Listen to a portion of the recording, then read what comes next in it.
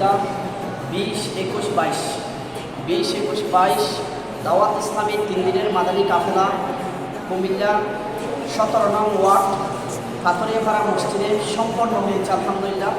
তো আমি আপনাকেও বলবো আপনি চেষ্টা করেন 3 দিনের মাদানী কাফেলায় সফর করে নবীর সুন্নত ও মাসলা মাসাইল শিকার জন্য আল্লাহ তাআলা আমাদেরকে তৌফিক দান করুন। কাবে কাবা মদিনা জান্নাতুল মাওয়া মদিনা ইয়া নবী সালাম আলাইকা ইয়া রাসূল সালাম আলাইকা ইয়া হাবিব সালাম আলাইকা।